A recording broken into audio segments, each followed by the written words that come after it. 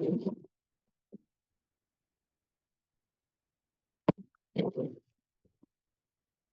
very warm good morning to all of you. Myself, Abhilasha, I am the session coordinator for this session. It's wonderful to have such a renowned group of scholars with us today. I'm sure this session will add some insightful values and thought-provoking ideas. We are honored to have Professor Shuchi Yadavi from Center of Media Studies in JNU. I'm sure with her knowledge and experience, this session is going to be very productive. Now, I hand over this session to the chair for further. Thank you so much, Abhilasha. Welcome, A very ma'am. warm welcome. A very warm welcome to everybody. I think I can see all the participants here, especially the speakers. All the lineup is here. A very warm welcome to all of you. This is a very important international conference that we are having in India, and we are honored to have you all presenting your thoughts and your research work as you have been doing. Without wasting any time, let me just introduce the first speaker of the session. Let me just check. Dr. Solveiga. Yes, yes. Okay. Okay. A very warm welcome to you, Dr. Solveiga.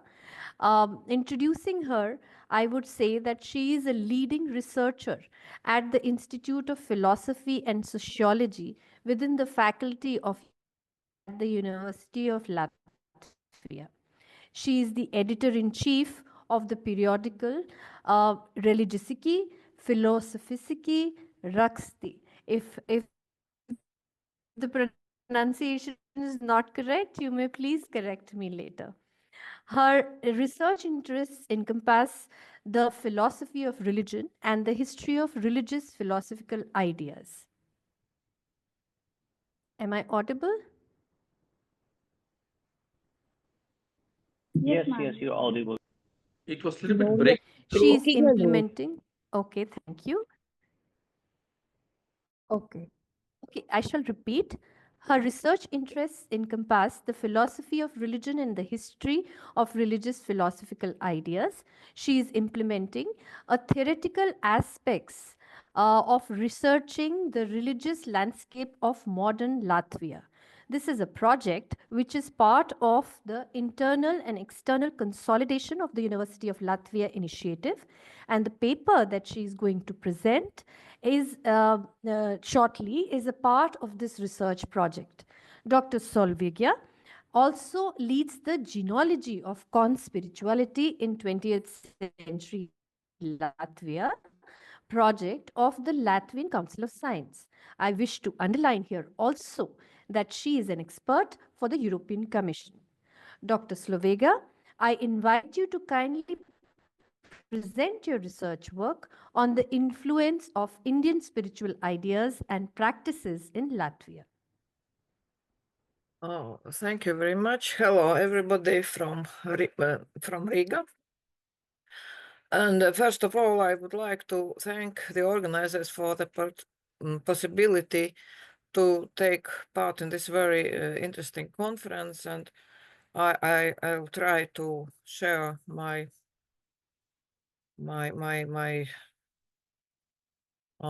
presentation. I hope that you see it. Yes, we can see it. So my paper aims to provide a brief insight into the migration and transmission of Indian spiritual ideas and practices into the Latvian society and cultural space, especially during the last 2 centuries. And as you heard before, this is a part of the more comprehensive project on theoretical aspects of researching the religious landscape in modern Latvia.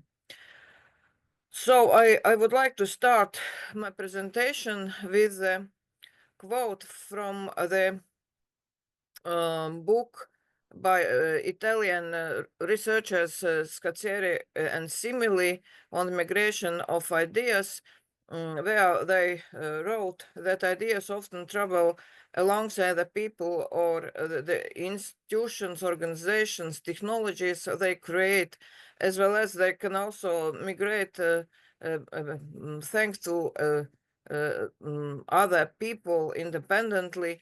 And these ideas change and adapt to specific cultural and historical contexts. And the arrival of Indian spiritual ideas and practices in Latvia is a very good argument for these characteristics. I can say that certain connections between India and the Baltic region likely date back to the ancient history. We know about the existence of ancient trade roads such as Silk Road or Amber Road that crossed also the Baltic region and may have facilitated the exchange of goods and cultural influences between also India and Latvia. However, concrete archaeological evidence directly linking these regions is very limited, and consequently, I selected readily available sources for my research, precisely the initial press issues that have been digitized, and it makes them easy to use for the content analysis as well as the research on different historical sources, historical documents, documents of oral history as well. I done some field work with observations and interviews, and I can say that it is evident that increasing interest in the India as some kind of distant and exotic land and its culture began to emerge in Latvia during the second part of the 18th century, much like in other parts of Europe. And first of all, we can speak about the German, Baltic German language press, where India first time was mentioned as early as 1763 in the newspaper called Rigische Anzeigen, in a publication which discussed trade with India and the exotic goods imported from there. Interest in India grew rapidly in the 19th century, and especially the first decades of the 20th century. You can see that this interest in mentions of India is rapidly grow from around 500 publications in 1839 up to more than 4,000 mentions and publications in 1939. And interest about the India's spiritual life and its history appeared in the German language press at the beginning of the 19th century. A publication in the newspaper Zuschauer in 1822 included a detailed description of Sanskrit, and Travelology at Tea and Benares, published in 1839, first mentioned fakirs or yogis. The first mentions of India in the Latvian language press appeared later in the first half of the 19th century. In the issue of the Latviešu avīzes, the Latvian newspapers, in November 1823, the unknown author of the article titled From the Land of India began his article by stating that despite of vastness and fertility of the land, pagan beliefs still dominate, and the Christian doctrine has not yet been able to prevail there.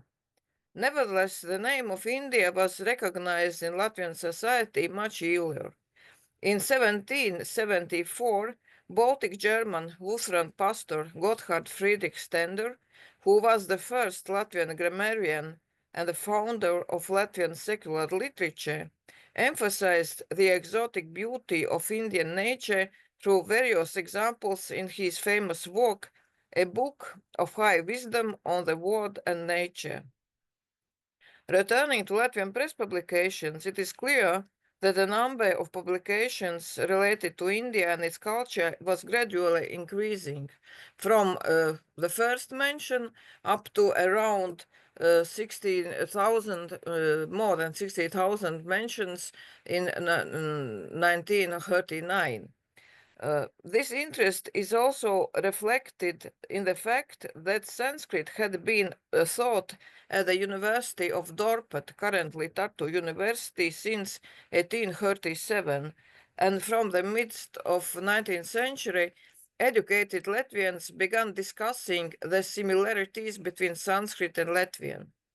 Thus, in 1856, in periodical The House Guest, Mājas Viesis, Latvian teacher and poet Friedrichs Malbergis was the first to publicly declare that the closest language to Latvian was Sanskrit, or, as he wrote, an Indian language. Some years later, his student, well-known folklorist Krišjānis Barons, continued this idea about the connections between Latvian and Lithuanian languages and Sanskrit. As a result of these discussions, in 1914, a book titled Aryans Latvians appeared, and its author, Juris Lets, emphasized the idea of Latvians as a Proto-Indo-European people. Let's book resonated with the Latvian intellectuals' interests, and discussions about Indian culture began throughout the salons of Riga and other major cities. So knowledge of India was acquired mainly through the works of theosophists Helena Blavatsky and Nicholas Roerich. For example, the most notable discussions occurred at a salon hosted by Anna Rumena Ķēniņa, who turned to theosophy after meeting G.D. Krishnamurti in Switzerland in 1920. A more profound interest in Indian spiritual practices and direct contact with spiritual teachers began with the founding of several societies in the late 1920s. Thus, the serious study of yoga started with establishing the Latvian Yoga Society in 1928. Its leader was Harijs Dīkmanis, often called the only true Latvian yogi. Dīkmanis developed connections with Sri Yogendra's Yoga Science Institute, as well as Swami Shivananda Saraswati and his organization, the Divine Life Society. Riga became the first place in Europe to host a branch of the Shivananda Society. Interestingly, none of the Latvian Yoga Society members had ever visited India. They learned Indian spiritual teachings and yoga exclusively through correspondence with those mentioned above and other spiritual teachers. With the beginning of the Soviet occupation in 1940, many members of pre-war spiritual organizations, including the Latvian Yoga Society, were arrested and convicted for anti-Soviet propaganda or deported from Latvia in 1947 and 1949. Although the Soviet regime later softened its stance towards some Indian spiritual movements, the fear of persecution preventing surviving members from resuming open activities. As a result, they continued their spiritual practices in secrecy. During the Soviet period, cultural relations with India in Latvia were promoted by the Friends of India section of the Latvian Society for Foreign Friendship and Cultural Relations. This section was led by Mirza Ķempe, a renowned Latvian national poetess. Despite her high social status and support for Soviet ideology, Kempe was deeply interested in the spiritual heritage of India. This interest began in 1930s when she became involved with the Latvian Yoga Society. By the way, Kempe was awarded an honorary doctorate in literature from Bharat University in 1972. Thanks to Kempe's connections with leaders of India Parliament and especially with private correspondence with Indira Gandhi, Kempe received many materials from India, and the first brochures of the Satya Sai Baba movement appeared in Latvia during the late 1960s. And an underground group of his followers was formed in Riga. In Soviet Latvia, many individuals continued to practice yoga, albeit in ways acceptable to the Soviet authorities, that is, as a set of exercises for developing physical capabilities. Interest in Indian spiritual practices was further fueled by the rapid development of psychotherapy in Latvia at the turn of 1960s and 1970s, especially its new method, autogenic training, often called self-hypnosis. In various interviews with psychotherapists, among other things, they highlighted the similarities between autogenic training, meditation, and yoga. Several magazines began publishing instructions for daily autogenic training, and mass sessions of mental gymnastics were organized across Latvia. It's also gained popularity and attention on both radio and television. The boom of autogenic training developed a more profound interest in Eastern philosophy and different meditation practices, prompting the interested parties to seek relevant literature from pre-war time.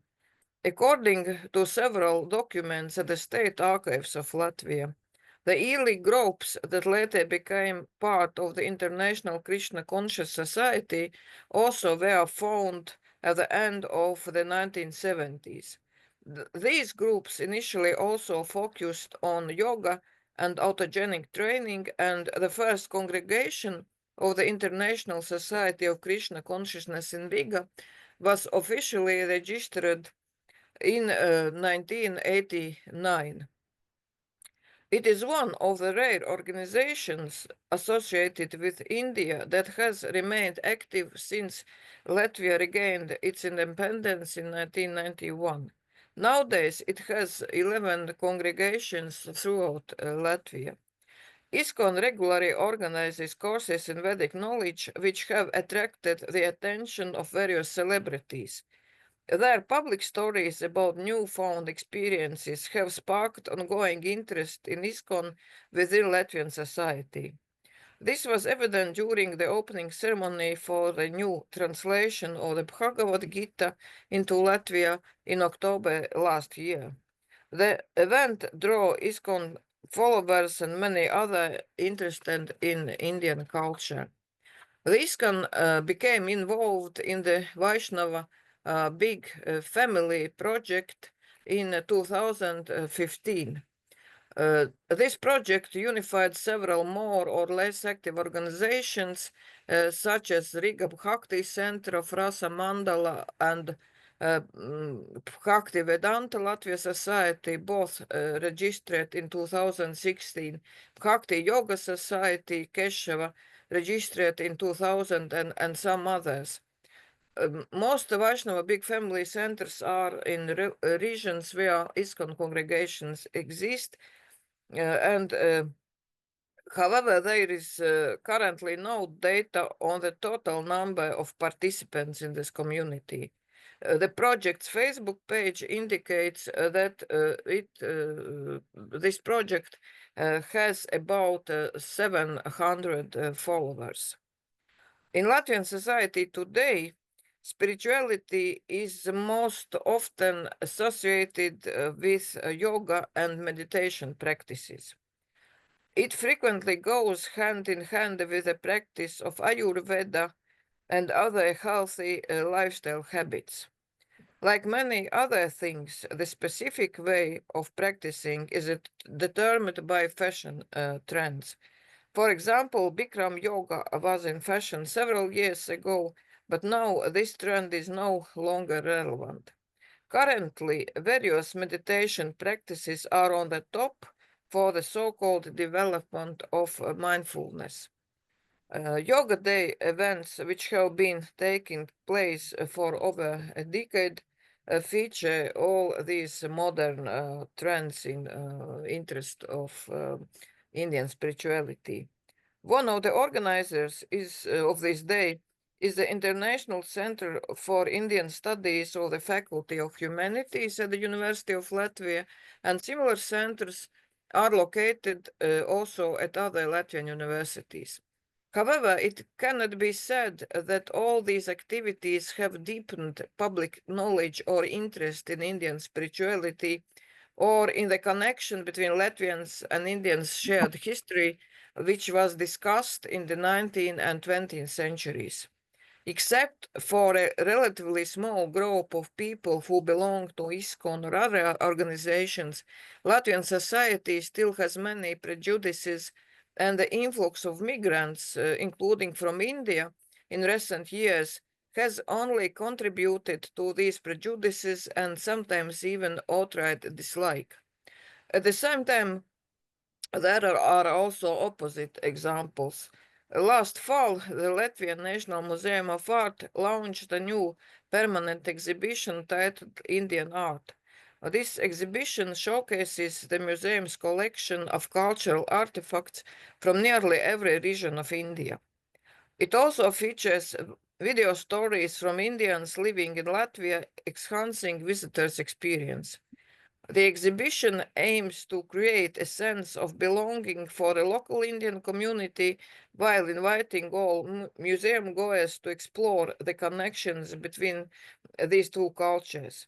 In fact, the exhibition reflects the various stages of India's influence in Latvia and the evolving attitudes towards this influence. It traces the journey from the initial alienation and caution regarding the different and exotic to a growing interest and acceptance, which is very slow, but which exists up to nowadays. Thank you for your attention. Thank you so much, Dr. Solveiga, for such an elaborate and taking us through the historical journey of yoga in Latvia. We would come back to the question Q&A session after all the presentations. Thank you so much. I now invite the second speaker here, the second presentation, which I think is by two eminent scholars, Sriram Subramanian and Sreedhar Chintalapaty. Sriram Subramanian is a research scholar from Hindu University of America, USA, and his co-author, Dr. Sreedhar Chintalapaty, is a software architect, which is interesting, by profession, who lives in Frisco, USA, with his family deeply rooted in Vedic Vidya. His research focuses on Dharma Shastra, sacrificial theology, and the philosophical unity within Indic traditions. Welcome to the sessions, researchers and co-authors. I invite the presenters to kindly discuss their work entitled Unity in Diversity, the Weft of Indian Thought. You may now take on. Thank you, Dr. Shuchi. Thank you all, everybody. Good to see you. Are you able to hear me well? There's a little bit of background noise in my room, Yeah. but let me know if you. Very well. Thank you. Thank you. Let me share the screen and I'll play it in full screen mode.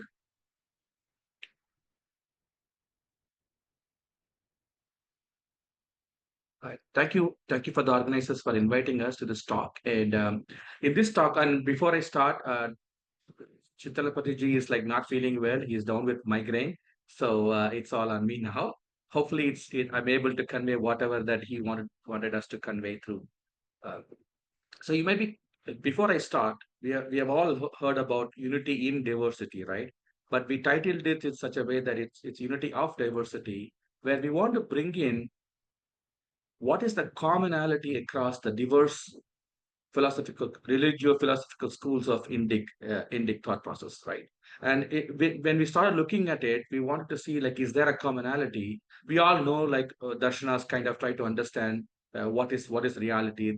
The quintessential question of what is self, what is reality, and all those things. What is reality? But what is behind all these things? Is there anything common across all these things? And that's kind of started us into this process. And we are using the analogy or the visualization of Weft yarn and warp yarn in the tapestry to describe what we are trying to convey here. With that, let me start. In general, I won't take too much time on this one. Darshanas, the schools of thought, are essentially like seen as conflicting or diverse, or sometimes at times conflicting. Sometimes, if you look at the debates between them, they may appear to be fighting with each other. But all they all converge in finding out what is the nature of reality. And if you look at them historically, they have grown together through debates and dialogues. They seem to have used common framework in these debates and dialogues. And also there's distillation of thoughts and ideas among these things, right? Like we have seen Nyaya logic, the logic of the debate logic, and the logic, the Nyaya school thought was heavily used by all other darshanas to prove to establish what is their viewpoint on what is reality. And so that set us looking into what is common. And the next step is further, like if there is something common among them, is there a common root? In this talk we won't talk about whether there's a common root or not. In the paper we'll discuss that, but for our presentation we will set up what is the common framework. And we will also introduce how we, with an engineering background, how we are able to we want to present our views in such a way that not only there is a commonality, but across this commonality, how are these various darshanas are placed. So without much ado, we will look into the analogy that we are trying to do, right? If you look into any tapestry, you see warp yarns and weft yarns, right? It's the weft yarn that holds all the warp yarns together. The weft yarn gives stability, structure, flexibility, right? But it also adds to the tapestry, right? Over a period of time, the weft also loses color. The weft also brings in its own flavor. It is an essential part of the tapestry. Together with the weft and warp yarns, we get the rich tapestry, right? That's how we see it. We see the darshanas as the warp yarns of Indic schools of thought, and the warp yarns. And if so, what is the weft yarn? And we all can agree that all schools, even the much maligned school of Charvaka, they all have a notion of chit, the consciousness. That's the key thing that they all have. Of course, they have different viewpoints on that. But with having said that, they all have a stand, they have a perspective on what is chit, whether it's individual or it's universal, the small uppercase C or lowercase c for the ease of debate, right? So since that is the key thing, and the question of chit, the understanding of chit, and based on that, we see the error, superimposition, and further things arise. So with that being common, we'll start with what is the ontology of consciousness, and we see like how various darshanas are seeing consciousness itself, right? In this visualization, please note that we are going to repeat with similar visualization for all the terms that we will discuss. We will see the darshanas against. We try to use the x-axis and y-axis for easier comparison. The x-axis will, I'll explain on what do the x-axis represent. The relative placement of darshanas are more or less like more of a to show where they are, not absolute. The distances or the x or y coordinates are not absolute.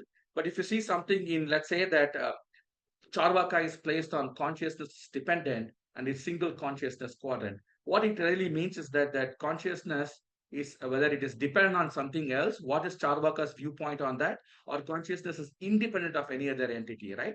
Here, Charvaka sees consciousness more like, an epiphenomenon, right? Just like the analogy uses, like, when you use the betel nut, how the taste comes out as a reaction. That's how when after from matter comes consciousness is Charvaka's viewpoint. That's how it sees all the way on the left bottom. But if you see Sankhya, for example, Purusha is like an ever witnessing, is a witness, ever existing. Before Prakriti goes into evolution, Purusha is always there. Purusha will always be there. So that's kind of the independent part of it, right? And the y-axis is single versus multiple. You can think like more of a very simple term, Jivatma versus Paramatma, single soul, or or multiple souls. That's kind of the view or where you see multiple darshanas are placed to kind of pick and choose on certain important things, right? Advaita, consciousness, Brahman, it's independent. It's there always. The Atman is seen as a reflection, right? It's because of Maya, we see Atman is single as an individual consciousness. That's why it's placed on the lower half. But in essentially, like it's always independent. It's same as Brahman. It's just like only one consciousness. It's not multiple souls over there. That's why you see in the lower half of single consciousness half, and then you see in the rightmost quadrant, right bottom quadrant where consciousness independent. Nyaya Vaiseshika sees consciousness is like is an attribute, is a quality of Atman. That's why you see it as a dependent half. So does yoga considers consciousness as independent, but yoga considers multiple source, just like Samkhya. That's why we play this multiple consciousness half, right? So that's this kind of visualization helps us to see how various darshanas saw a particular aspect, right? And as you can see, once you see how consciousness, and if the perspective varies, then everything else based on that will vary.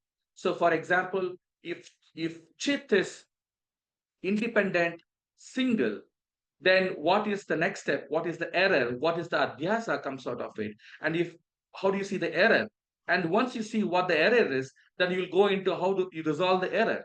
So that's how the darshanas, each having a various perspectives, start with this question of what is consciousness, what is self, and then they go into where is the confusion, and if there's a confusion, where is the resolution? And essentially, they all agree that when you remove off all error, that's where the path, that's where the liberation, that's where the moksha happens, right? We will see that step by step. And in the process, we will see that these are the things that is common across all these darshanas.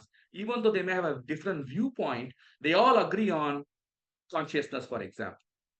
And then they all agree on superimposition or the error. So that's how we proceed in this presentation, see what are the common aspects, starting with Chit. And if you have any questions, please, please wait until the QA time. Happy to answer. Please also note that, again, I want to emphasize the placements are relative. It is just to show that where they are in the bigger picture, not absolute distance. And if there is like something specific that is on both quadrants or both halves, like Jiva Dvaita, for example, Dvaita distinguishes between Paramatma and Jivatma. Paramatma being single, but Jivatmas being multiple. That's why you see that in the half between the lower half and upper half. But Dvaita sees that they have been independent. They are not created. Consciousness is always present. With that, let's go into the next step, comparison of error. Daya Krishna brings out this beautiful point that while Western philosophies are focused more on sin, evil, Indic philosophies are focused on error. What is the error? What is the confusion? Like once you start looking into reality, you see that is real. You see Chit is real. You see Brahman is real, or however you want to call that, right? But then why is the confusion? And that is the focus of darshanas. And once you see, oh, this is the real, this is the error that's happening, how do I go about resolving that? So with that, we see what is the status, what is the ontology of error, right? Here, the axis that we are looking at is the y-axis shows, is it epistemological? Is it something cognitive, right? Is it epistemological or is it metaphysical? Something not in our control, something that is out there. Or in the y-axis is more about, is it real or unreal, right? Does it involve with real entities or does it involve with illusory entities, right? That's kind of what the y-axis is, the x-axis is. Take Sankhya, for example. We call adhyasa is metaphysical. The reason being, Purusha confuses Prakriti to be Purusha. So that is a metaphysical, that is not a real error. That's not something that comes out of a real, that's not coming out of a cognitive error, right? But when you look at Nyaya Vaisheshika or Dvaita, we see it's more of a cognitive error. According to Nyaya Vaisheshika, take the very famous example of shell and silver confusion, right? The shell is real, silver is real. The cognition or incorrect cognition that shell is silver is also real. Again, Nyaya Vaisheshika, the error, the confusion between shell and silver is real. Here, the objects, the shell, the silver, and the process, the cognitive process of erroneous process of cognition is also real. But Advaita will say it's all Maya, it's all illusion. Shell is shell, silver, and the cognition, they're all unreal. Just calls everything as Maya, right? And Dvaita, for example, Dvaita says shell is real, but there was no silver. You just got confused. Imagine that it is silver.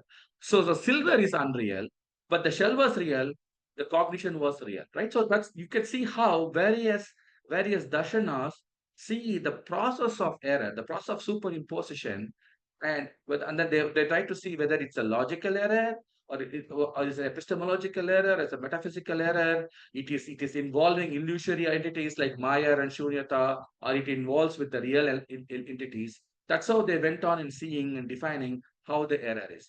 Here, the color coding here is, if you look at it, orange shows like it's more of asset. Error is asset, the leftmost extreme. Rightmost extreme is like, the error is sat. And then gray and maroon are somewhere in between. Again, these things will be explained more in the paper, but just to re-emphasize, all darshanas had a viewpoint on what is error, what is superimposition, and based on that, they go on in expounding how to resolve this error, and that forms the core of the thesis of the darshanas, right? And in the next step, we will see how to go about how to resolve this error, right? Keeping all the color coding intact, but look at the process of evolution for the sake of ease. Like the previous slide is shown on the right top, like where the uh, where we placed the error itself, the various darshanas in the scheme of error. How do we resolve that? And please pay attention to this one. This will be very similar, or this will be very interesting to compare that with a later slide on moksha, right? The path to moksha. Now, Advaita and Bauddha, they all bring in the idea that, okay, knowledge is liberation, right? Once you understand Advaita, once you understand that everything is Brahman, that's when you're cleared of the error, the superimposition is gone. And that's why, it's in the top left, jnana quadrant, right? The bottom is more about cognition. The upper half is more about cognition. Lower half is all about sadhana, bhakti, ethics, yajna, things like that. Quoting few important darshanas, Advaita, knowledge is liberation. It's very clear. On the rightmost or right bottom, Dvaita or Mimamsa, you can see the processes like Yajna for Mimamsa, Bhakti for Dvaita and Srisha Dvaita, of course, with the divine grace, with the Sharanagati, they will help you to resolve the error, right? Sankhya and Yoga are placed in the left bottom quadrant, to emphasize the importance on the sadhana itself, right? Both Sankhya and Yoga, they emphasize that you have to practice, you have to go on, perform your sadhana. That's how you resolve the error. And you can see that some of these things moved around, right? Earlier on the left, in the previous slide, you saw that Advaita, the error is metaphysical. And you can see Bauddha error is epistemological. But both of them are combined, right? Whether it's Madhyamika school or Yogachara school, they all combined into the Jnana quadrant where knowledge is liberation. And similarly, you can see Nyaya and Vaisheshika are in the or in the Jnana quadrant, but there is, another thing to explain, whether the superimposition has a beginning or doesn't have a beginning, right?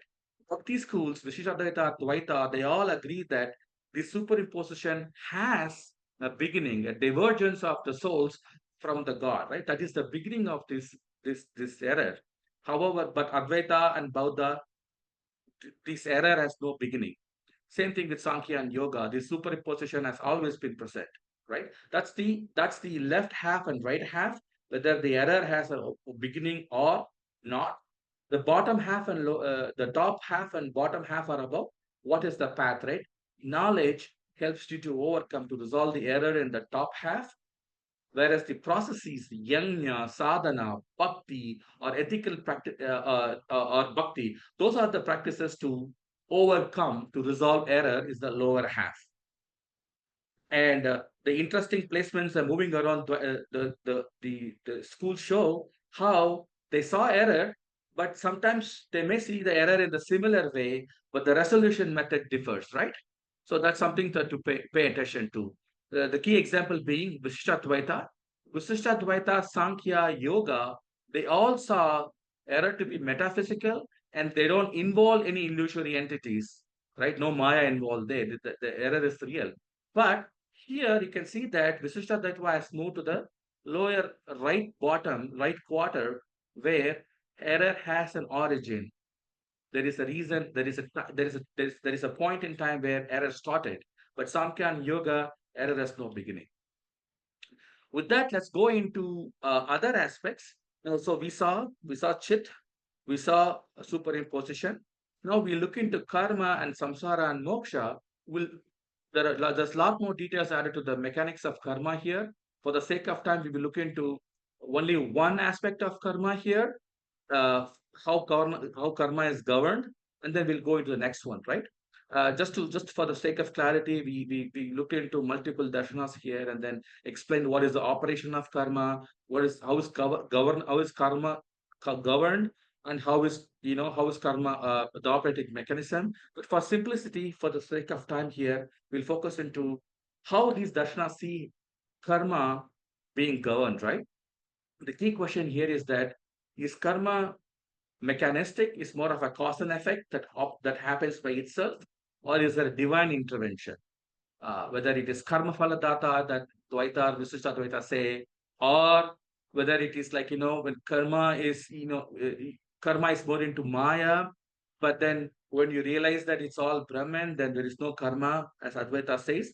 Whether it's divine or mechanistic, that's a big division between the schools. And then there's another aspect that we see whether karma acts at the individual aspect versus a cosmic framework is involved, right? Schools like Sankhya, Yoga, and Nyaya Vaiseshika. Sorry Sorry. to interrupt you. Mr. Yes. Subramanian, I just wanted to knock that you have another 10 minutes. Oh, I have 10 minutes. Okay, no problem. So, okay then. Yeah, Okay, thank why you. not? So I'll leave some time for question and answer. Okay, you said 10 minutes? Q&A will be at the end after all speakers. Okay, no problem. Okay, thank you. Then I'll go a little bit slow then. Thank you. So here, when you look at mechanistic versus divine, schools like Nyaya, Vaiseshika, Sankhya, and Yoga, they see karma as more of a very automatic cause and effect phenomenon. Yoga is in the border between mechanistic and divine, but Nyaya, Vaiseshika, and Sankhya, particularly, they think more as mechanistic. And schools like Dvaita, Vishishtadvaita, Advaita, they all see karma, how karma is operated. There is some divine intervention involved, right? Advaita, to be clear, there is not about a divine intervention. It is placed in the divine quadrant because the resolution, how karma is resolved, how you come out of karma, is the realization of Brahman. Again, it's more of a divine or a cosmic principle. That's why it's principle position over there. And when you look at the schools like Jaina, particularly, Jaina considers karma to be like a substance itself, right? The interesting philosophy, the interesting operational aspect is that they see more like particles, and then particles get accumulated as one performs karma, right? And then because of that accumulation, then Atma becomes impure, and you have to follow certain ethics to overcome that. So that framework is cosmic. even though, and then they think that they consider, it's all pervading, right? Karma is like all pervading substance. So it's not like an individual, it gets attached to an individual soul, but it is not operating at the individual level. The framework itself is at a cosmic level. And Mimamsa is also at a cosmic level, in the sense that, because, like, the deities offer you, when you perform a certain kind of yajna, you get certain kind of outcomes, right? And deities, and then you get the results out of that one. But that framework is cosmic, even though the actions, even though the operational aspect could be individual, but how karma is applied is mechanistic and cosmic for Mimamsa. So that kind of explains, how various schools see. Again, you can see that all of them have an idea on karma, right? Whether it's chit or adhyasa or karma, they all have a viewpoint. They all agree. The outlier being Charvaka, right? I'm mentioning here to Charvaka, and as you can see, in most of the cases is the lower, it's 0,0, where it doesn't have, or it doesn't believe in any of these ideas, right? But again, they all agreed on idea on karma. They all have had different viewpoints on how karma is, how karma works, how karma is operated, and how karma is, like, is governed, and where the agency is involved. Is there an agency or not? All those things are different, and you can see the relative placement to show their viewpoints. I have one more slide on karma, but I won't go into that too much into that. But you can see the difference. The relative positions are the same, but it's more about whether it's automatically applicable or it's intentionally applicable or not. Is it physical or psychological? In the sense that you don't. So all these things are explained more in the paper. But to summarize, they all agree on, right, the idea of karma. They all have different viewpoints on karma, on how karma is attributed and how it is governed, and where the agency is involved. And with that, now we will see how they all look into samsara and eventually to moksha, right? Now, as we saw before, they all start with this fundamental question of what is reality, right? You all can see that the fundamental question of who am I, or what is self, that is the question they all try to see. And then they also pondered over, why are we not seeing the truth? And that's where the superimposition comes. And what is the operational aspect of it? What is the dynamics behind this is karma? If that is karma, then how do you overcome this? And what is the path to the state where there is no error, so-called moksha? So that is how the darshanas have proceeded largely, right? Of course, we are trying to see the commonality, so we are trying to see the workflow in that order, but that order seems to be consistent across all the darshanas. The path may be different, but the milestones seem to be similar, right? And with that, let's look into what samsara is and what the path to liberation, moksha, is according to darshanas, right? You may recall, like, this slide looks very similar to the slide on error resolution. That's because they all recognize that once you resolve error, you are on the path to moksha. You are on the path to achieving moksha. Here, we are bringing in the aspect of cyclic versus acyclic on the samsara aspect, and then jnana versus the other yajna, sadhana, bhakti kind of things for the path to moksha on the y-axis. It is some of the positions are very obvious. You can see, since samsara is cyclic, almost all darshans, right, other than Charvaka and Mimamsa, see samsara is cyclic pattern. Now, Advaita and Sankhya is kind of in the border. We'll go into why we place them in the border. But all the schools, whether it be Bauddha, Jaina, Yoga, Dvaita, Vishtadvaita, Nyaya, Vaisheshika, they all agree in the cyclicity of this of soul, of Atman, that goes the cyclicity of the path of the things that's the thing that Atman goes through. That's a samsara, and that's why they're all in the right half. They're all bundled in the right half. The lower half is more about upper half is more about jnana, is knowledge. What is the path to moksha? Is jnana the path, or certain things that you have to do is the path, right? I want to clarify here. Mimamsa, when you look at it, it wasn't very clear, right? if you look at the Vedic text themselves, the idea of rebirth and samsara are not very well defined with Mimamsa until we get into Upanishads, right? So that's why we put Mimamsa in the acyclic quadrant. And then for Mimamsa, whatever the outcome is, whether it is Swarga or whatnot, Yajna is the path to that. And that's why it's in the Yajna quadrant, Yajna and acyclic quadrant. And take like schools like Jaina, they emphasize a lot on ethics. Through ethics, through virtuous life, that's where the Atman can absolve, get rid of all the karma that it has accumulated over births and eventually get liberated. That's the school of that's why Jaina is placed on the cyclic quadrant with bhakti or ethics as the faith. Take Bauddha or Advaita, they're all clearly like, Bauddha, Advaita, and Sankhya, they're all clearly about realization, about knowledge. Sankhya, when Purusha realizes that Purusha is different from Prakriti, the Kaivalya state. So that's again jnana. It may involve sadhana to come through that, but essentially it's a jnana is the path to moksha. Nyaya Vaiseshika soul same thing. Like what is reality? The realization of what is reality is the path to moksha. And Advaita is often spoken about. Jnana is it. Um, we place it at the border because in a way that everything is unreal. So for according to Advaita, since Brahman is Atman and Brahman are the same, so talking about samsara, talking about the rebirth itself is kind of a unreal state. So that's why like we placed it in the border. But the key thing to note here is that Advaita emphasizes jnana, the realization that everything is Brahman is moksha, right? So does Bauddha. It's a different experience, realizing everything is momentary, everything is shunyata. So again, they all looked at what is the view on samsara and how do we get out of that, and getting out of that, the state out of that is where the error-free state.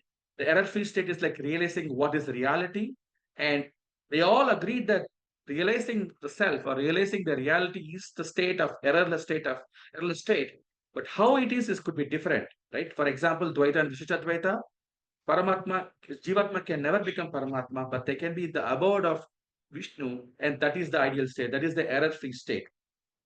So they all have an idea about what is error, what is the path resolving error, and how do you get to the state where there is no error, and that is moksha. And but if you look at all these things to see these the quartet of chit. Not a quartet. The few things that we discussed, right? Consciousness, chit, adhyasa, superimposition, karma, the mechanics, the dynamics behind everything, right? And then samsara and moksha, these 5 things are the ones that is common across the tapestry. And it is fair to say that these are the Weft yarns that hold the Indian philosophy together, right?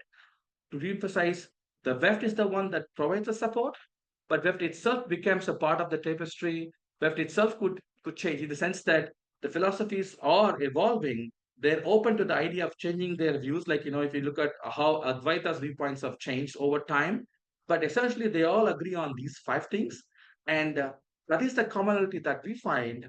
And in our paper, we want to go one step further to see if there is any more, is there a common root for all those things. And with that, I summarize again the five things that we discussed about: consciousness, chit, error, adhyasa, karma, samsara, and moksha are the weft that holds Indian philosophy together. And it's essentially like, as we discussed, it's not like we are finding unity in diverse thought processes, but it's more about union of diverse thought processes. That's why we titled the paper as Unity of Diversity. And these are the quick references that we used. And with that, I want to thank you, the organizers and the audience. I will wait for the Q&A session. And I want to again thank my colleague Sreedhar ji, who is not present here, for this analogy, for the visualization, for the thought, for the visualization of Weft and Warp was his suggestion. And I'm stopping to share now. Thank you again for listening. Thank you so much, Mr. Subramanian. It was certainly an enlightening lecture. May I please request you to stay for the Q&A? Until Sure. then, Sure. I would just want to know if Dr. Boris has joined us. Can you please, have you joined us, Varun?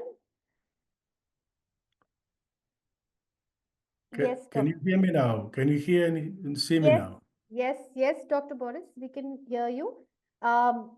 You are supposed to be the second speaker, but since, I couldn't recognize you there as Varun. So thank you so much, and sorry, my apologies. So I would request before Manuela that Dr. Boris may please take this next session. And just to give a short brief on Dr. Boris, it is absolutely an honor to introduce you, Dr. Boris, here. He has a master's in the history of South Asian religions from the University of Iowa, USA, and earned his doctorate from the University of Pune in India. Clearly, his interest in the Indian culture and Indian philosophy is reflected in his choice of the institution he wanted to attain, or he attained his highest degree in research. For the last 40 years, he's been studying and teaching Sanskrit and Indian philosophy in both the Western universities and in the Indian. And for over 12 years now, he's been teaching in the ancient Indian city of Varanasi. Dr. Boris, he is an eminent Sanskrit scholar who translated 3 notable texts into English: Abhinavagupta's commentary on the Bhagavad Gita, Chintamani with Shemaraj's commentary, and Jagannath Pandit Raja's Ganga Lahari. These are the 3 texts that he has translated into English. He has also edited Pandit Hemendranath Chakravarti's translation of Abhinavagupta's Tantrāloka. And Dr. Boris today here is to present his ideas on Pratibhā. Today, he will present on Pratibhā in the context of descent of power, śaktipāta, as understood by Acharya Abhinavagupta in his chapter 13 of the Tantrāloka. I invite Dr. Boris to please go ahead and present your work. Thank you very much for introduction and for the opportunity. Hello, everyone. Yes, the title of my paper is Pratibhā in the context of the descent of power, śaktipāta, as understood by Abhinavagupta in his chapter 13 of the Tantrāloka. So my paper consists basically of 2 parts. In the first part, I talk about Pratibhā in general, because it was such an important idea in almost all of the systems of Indian philosophy. And also, in the second part, then I connect it with śaktipāta and what is the relationship of the Pratibhā and śaktipāta. So let me start. I hope, well, let's see how much time do I have and how much I can actually present. If I don't succeed in presenting everything, those who are interested, there will be paper coming out later, hopefully, and if people are interested. So the subject of Pratibhā comes in the context of the study of pramanas, of the means of knowledge. How do we gain knowledge? And normally in Indian philosophy, there are several pramanas, but 3 are most important for our purposes here. So pratyaksha, anumana, and agama or shastra. So pratyaksha, which is direct perception, of course means there is a direct contact. There is a direct contact of the sense organs with the object of perception. And so this is pratyaksha. Anumana is for that for which we cannot. So when the distance between the subject and the object increases, you can say, there is another need for another pramana, which is pratyaksha. And usually in Indian philosophy, pratyaksha is of 2 types. It is what we see in Nyayika texts, usually. Example, I see smoke in the mountain, therefore there is fire, inference. No? Or aptavachana. Aptavachana is through the means of language, through words. When we something happens in another village and I don't know what is going on, and there is a trustworthy person telling me what actually is going on there. But there has to be a trustworthy person. So this is another type of anumana. And the shabda or agama is for those that are totally beyond our the object of knowledge, such as heaven and hell, is obviously beyond direct perception and inference. So for that, we usually rely on shastras, and this is the basic idea of pramanas. Now, the problem with all these three means of knowledge is that they are not reliable. We know that pratyaksha, the direct perception, can be deceiving. Bhartahari in his Vakyapadya, when he's talking about pramanas, criticizing reasoning, that is the inference, he writes, whatever is inferred with great effort by the clever reasoning is explained otherwise by the more clever one, by the cleverer one. So, and also agamas, there are so many different shastras and they all have different views. So ultimately, also the shastras are not reliable. So finally, there has to be some another kind of knowledge, another type of knowledge. And that knowledge is, according to many schools of Indian philosophy, Pratibhā. Pratibhā is commonly described as extraordinary type of knowledge, intuitive insight that grants the knowledge beyond direct perception, that it goes beyond the knowledge gained through the contact of sense organs and objects of knowledge. It also transcends the kind of knowledge that could be gained through the study. Just to make things a little bit more clear, for example, another good example is what if Jiddu Krishnamurti, I want to give an example from he usually talks about choiceless awareness. Choiceless awareness. So choice, he says, usually implies lack of clarity. So if I have a choice and then I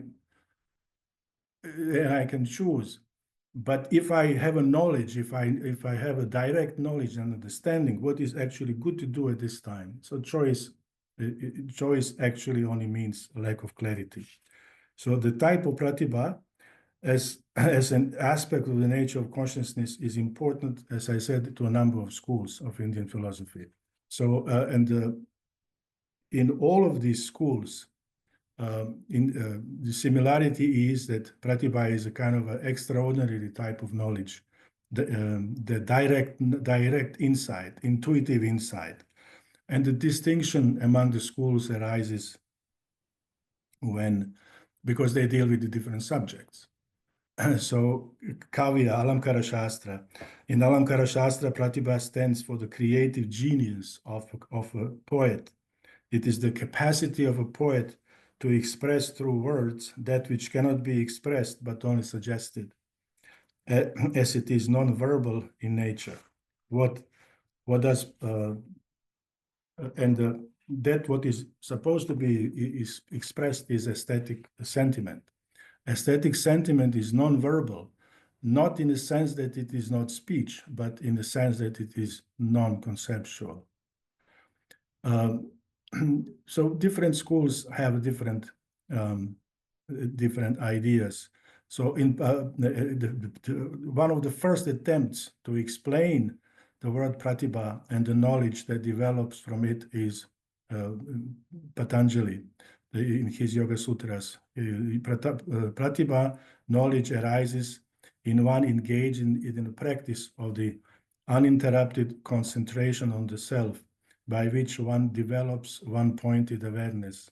This leads to the attenuation of afflictions and diminishing of distractions. As they become less, the fluctuations of the mind are stilled. In this way, the light of consciousness of Purusha is more and more perfectly reflected within the mirror of the intellect, buddhi. As this happens, the intellect becomes filled with understanding. And because the condition of all knowledge is consciousness, when one knows consciousness, one knows everything that is to be known. So what does actually this means? It means that the buddhi is imagined as a mirror on which the reflection from external world gained through the senses reflect, and also the light shines of Purusha also on the buddhi. And those impressions that come from outside create chittavartis, these fluctuations of the mind, and that causes disturbance. The light does not shine clearly of Purusha. And as these chittavartis become less and less disturbed, that when they become pacified, then the light reflects completely, fully, without any problem. So Patanjali writes, Pratibhā nama tarakam tadvivekagyasya jnanasya purva rupam yadho udaye prabha bhaskarasya yena va sarvam eva janati yogi pratibhasya jnanasya utpatav. So he says here that this pratibha is just like a taraka, like a star that arises before the discriminative knowledge. Tad viveka gyasya jnanasya purva rupam yatha udaya prabha, just like the prabha, the dawn.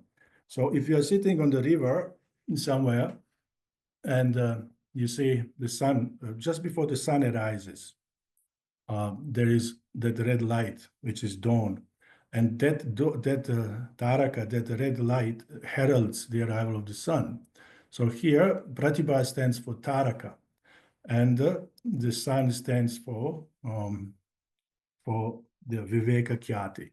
So this Pratibhā heralds the arrival of Viveka Khyati. So it is that which first develops before Viveka Khyati develops, which is in Sankhya system, the liberation, the Viveka, discrimination between Purusha and Prakriti. Now, furthermore, the Patanjali says, Tarakam sarva vishayam sarvatha avishayam akramam cheti viveka jam jnanam. So this knowledge, this taraka knowledge, is sarva vishayam. It is in respect to all the subjects. Sarvatha avishayam. And it is also with respect to sarvata avishayam. There is no vishaya, there is no subject that is out of its reach in terms of time and space. And it is also akrama. And this idea of akrama is very important. Krama means sequence, akrama means devoid of sequence. So he says, akramamiti ekakshana uparurham sarvam sarvadha grhnati iti artha.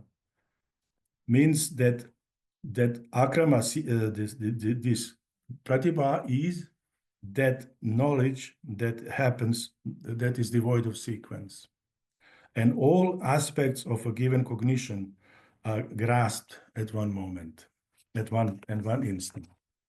So this is the idea, briefly, as described by Patanjali. Pratibhā in Bhartahari. So this is something very important. Bhartahari, this great grammarian. Another insight into the nature of Pratibhā is given by grammarians, in particular Bhartahari in his Vakya-padiyya. Bhartahari uses the term Pratibhā to mean knowledge in a broad sense of that encompasses all forms of knowing, from the insects to animals, to the accumulated knowledge of experts, and also the special intuitive knowledge of the Vedic rishis. So it is just, and he also in Vakya, he gives several examples of what he means by Pratibhā. So in terms of animals, for example, when birds moving from the north to south, that knowledge and how they move according to him, this kind of comes from Pratibhā. Another instant is that expert, which is actually a very fascinating example. And the word that Bhartahari uses is shishta, which means expert. The same word we'll use in Abhinavagupta, but it will give it a little bit different meaning, as we might see later. So shishta is, Bhartahari says, it is just like a jeweler. So if you present a jeweler a stone, and just by taking a brief look, glancing at that stone, he will immediately know if this is a diamond or not.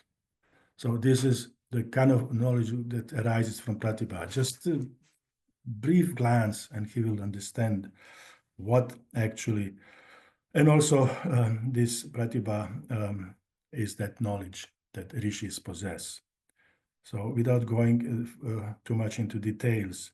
So, but Bhartahari's main concern, of course, was language. And so, and the main concern of grammarians in general was what is the basic linguistic unit that conveys the meaning? And how is that meaning conveyed? So the problem, as we have seen the importance of the sequence, the sequence, the time. And so language is very much connected with time and sequence. So when we speak, even one word consists of several letters. And so if you say book or a table, so when you pronounce the first letter, just before pronouncing the second one, the first is already gone. So how is that union? How does that the union of the meaning conveyed? This is the question, and this is actually becomes more clear when it comes to a sentence, which for Bhartahari is the main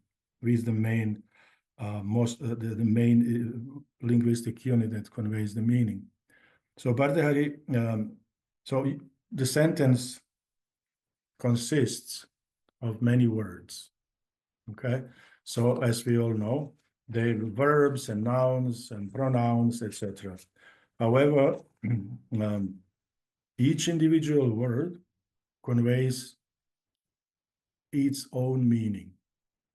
Now, somehow, all these words together, put together, they give a meaning which is something totally different from each individual word. Now, obviously, this is difficult to explain, and for Bhartahari, actually, that unifying factor, you can say, here is that Pratibhā. So Pratibhā is that which is the flesh of understanding, capable of bringing all the elements of which the sentence consists together.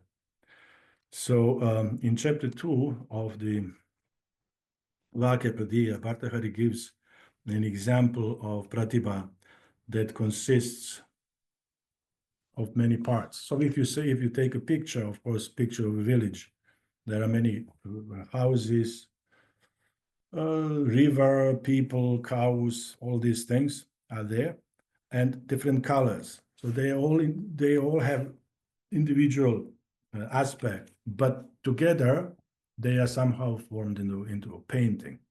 So this is what Bhartahari writes. Just as an unified perception of a composite picture can be analyzed into the perception of the component parts, depending upon which part is required to be perceived, so likewise is the understanding of the meaning of the sentence. Just as one picture is explained through its different colors, like blue, which belongs to its parts. In that same way, the one sentence entirely self-sufficient and complete is explained through individual words which require one another. So although that Pratibhā is that intuitive insight, that flash of lightning, flash of understanding, but it depends on several factors. So, and as Bhartahari just said, it is dependent on the word, on the individual words. that comprise a sentence. It also, the meaning of each individual word is also connected. So the words are connected. Verb is connected with karakas, with the cases. And also the third factor is Pratibhā arises only through the reflective awareness. And we have this is something very important for both for Bhartahari's philosophy and also for the Shaiva philosophy of Abhinavagupta. And this is actually, Bhartahari is the first one who uses this term, Pratyavamarshini, Pratyavamarsha, the reflective awareness. However, Bhartahari doesn't really explain what he means by that. He did not really explain that. But I want to read these two shlokas. This is something very important. So it says, Bhartahari writes, Nasosti Tantrāloka yaha shabdano gamadarte anuvidam iva jnanam sarvam shabdena bhasate. He says, Nasosti Tantrāloka, there is no cognition in this world.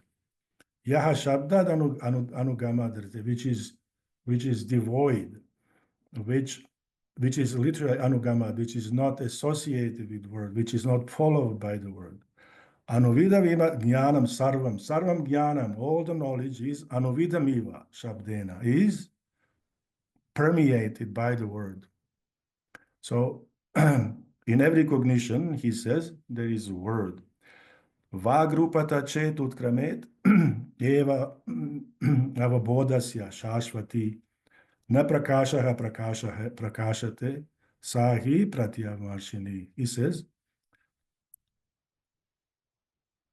Chet, if avabodasya shashvati, if this eternal relationship between the consciousness and the word is utkramet, is to disappear, na prakashaha prakashate, the light wouldn't shine, it would not illuminate. Sahi pratyavamarshini. It is that, sa means word, that word is pratyavamarshini. It is that reflective awareness is the word. So it is that eternal relationship between the so now, what does this all mean? What does in Indian philosophy, there are two types of perceptual awarenesses. Do I have more time, or should I? Sir, I think this is important, what you're just going to say. So 5 more minutes and we wind up. Okay, thank you. So let me just finish this. Yes. So there are two types of perceptual awarenesses in Indian philosophy: nirvikalpaka and savikalpaka. Nirvikalpaka, all schools of Indian philosophy accept this, but they have again different understanding, of course. Nirvikalpaka usually means is that perception that takes place at the first instant of perception, when there is a touch between sense organs and the objects of knowledge. So at that moment, the perception of an object is just about something. So the shape, the color of all haven't developed yet. It is just something. And it is, according to different schools, it is devoid of word. It is not, it is devoid of word. But in Savikalpaka is when that particular object that we perceive, that we perceive and cognize is fully developed. Its shape, its form, its color, weight, everything. And it is, according to other schools, accompanied by word. And but Bhartahari just said that all cognitions are accompanied. There is no cognition which is not accompanied by the word. So that means that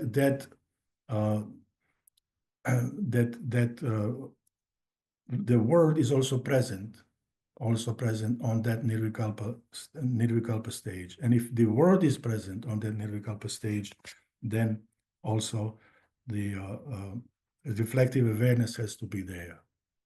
So Abhinavagupta in his Ishvara Pratibhā Vimarshini, I'm just going to read this last quote, and I think I'm going to finish with that. Reflective awareness, essential nature is a subtle verbalizing, consisting in inner speech. What this means is that in the course of perception, two things take place at the same time. Verbalizing and cognizing and verbalizing, they go together. So reflective awareness, essential nature is a subtle verbalizing consisting in inner speech. This subtle verbalizing is an uninterrupted, spontaneous savoring, which is independent from linguistic convention. It is like an internal nodding of the head. It is the life of the conventional sounds that exists at the level of Maya, such as the letter A, etc. Because it is the internal background of the self-reflective cognition, such as this is blue, I am Chaitra, and so on. Since speech denotes all things through reflective awareness, consciousness is said to be Vak, speech. The word is supreme because of its completeness. Hence, having a conscious nature and resting on itself, it arises freely.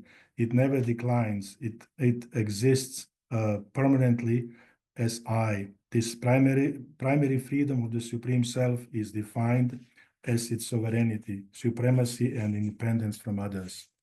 And also, even at the moment of direct perception, there is a reflective awareness, vimarsha. How otherwise could one account for such an action as running and so on, if they were thought of as being devoid of determinate awareness? This act of running, the example that is usually given is that if you are walking in the forest somewhere, of course in India, and you see a snake, actually before you are able to cognize that there is a snake, there is already reaction. That actually, according to them, proves that there is vimarsha or speech or language also there. So, okay, so I will finish here, and thank you for the opportunity. Thank you so much, sir. I will request you to kindly wait for the Q&A session. That will be very kind of you.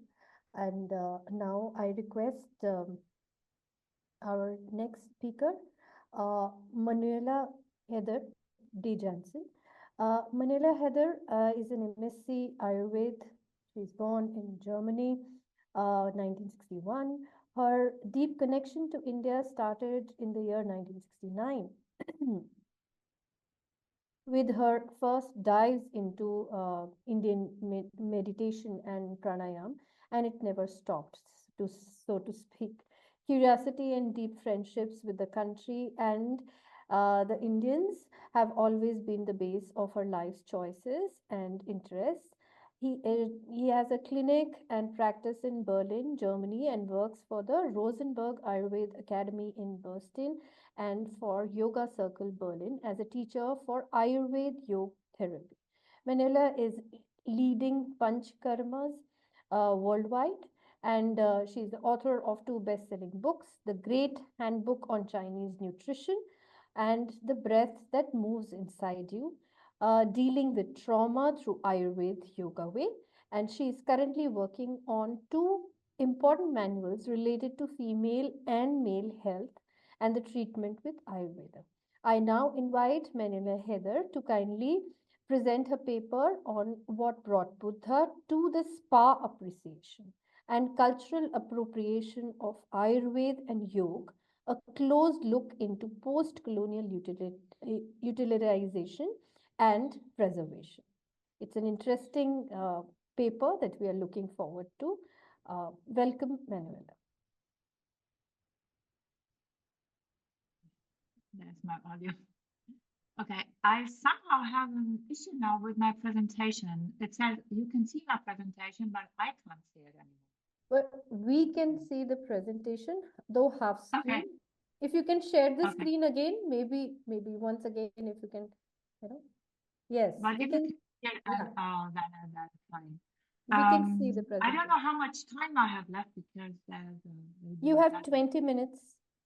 Okay, so I'd like to speak something free and then I add what I have written and what hopefully going to be published. I find it very interesting the position I was put in now as a speaker, because starting with Solveiga, I also did some research, of course, what is the connection of Germany, what are the roots of Indian knowledge here in Central Europe. And of course, there's absolutely everything I can agree to, but we also have to see the first then appropriation happening here, where the rise of fascism in the 1930s, where Adolf Hitler was then the first one taking Indian symbols out of context. And I think this is something that should really matter in this whole look into cultural appropriation and the misuse of symbols, of sacred symbols from consumerism. There's also something I'd like to say to Solveiga's presentation. When we look into the first translation of Sanskrit into European languages, that was happening here, as she said, in the 1900s, particularly with Schlegel and Hegel. And it's very interesting because they were also based in a romantic gaze, which is something that we now also see as a proceeding impact on cultural appropriation. So the romantic gaze always is in the way of having a clear picture of a certain background, of a certain culture. The romantic gaze is something that we also see as an impact now, is anti-scientific, in the sense of that we now take biomedicine and the research at a scientific standard, which I also want to criticize at some point, but not fully dismiss, because I think science is a very great way to dissect, to understand, and later then to comprehend. So starting from here, I would like to say that then with the last speaker as well, we have seen somebody who is definitely not to be labeled as cultural appropriative, because he shows a deep cultural appreciation for Indian culture. His deep knowledge also matches very nicely with the speaker, with the Indian speaker before, who was also representing a problem that is occurring in the West, which is the dissonance of Indian knowledge, which is the contradiction of Indian knowledge in itself. And then the Western mind, which is more in the analytical way, not in a synthetical way, then picks out things and claims them and reframes them, something we see clearly with the word karma. So when we look into yoga and Ayurveda, how it is represented now, and I say now, which means in the latest years, since the 1960s, we see a slow slip from appreciation, which was based on knowledge, and definitely Swami Vivekananda and Guru Krishnamurti have been very influential at that time, and also just inspiring people to take a deeper look into Vedic studies. And a lot of us embarked at that time into studying Sanskrit and really understanding what we're looking at. While when we understand yoga and Ayurveda, how it's been recently presented since the 1970s, 80s, and more in the 90s, we look into something that is very shallow. So in this time, we clearly can note that yoga has been removed from its root and became reduced not into asana and away from its cultural depth, from its spiritual and philosophical connotation. So when we look into this now, a growing movement in the East is now reclaiming the virtues and values of yoga and Ayurveda. However, this effort is often overshadowed by individuals from their own heritage who commodify these traditions to cater to global demand, gaining dubious fame in the process. This is something that I find extremely important, that when we look into cultural appropriation, that starting with the Vietnam War, we see a shift again from a deeper cultural understanding to a melange of Indian philosophy and Eastern philosophies into a culture that is then opening up to consumerism. and has been often catered by Indian individuals as well. And to understand why this happens, one has to look into the colonial times of India, where there has been a deep disruption of forming a society based on multicultural background. So there has been never a coherent India or a coherent Bharat at this time. And then the colonialism has been disrupting the society even more, taking out parts from the caste system, reframing it with a societal gain with class. So caste and class is very divergent, and we cannot match it. But we see that certain people who have been exposed more to a colonial educational system also have lost probably a deeper understanding of their own systems of knowledge, and also of the system of knowledge that is represented via a parampara or a gurukula, which is very, very important to see the now selling of Ayurveda also through Indian individuals to the West. What I find problematic in the whole approach is that we now start here with a deep disruption, and that my timer telling me that it's time to finish my chai in the morning. Sorry for that.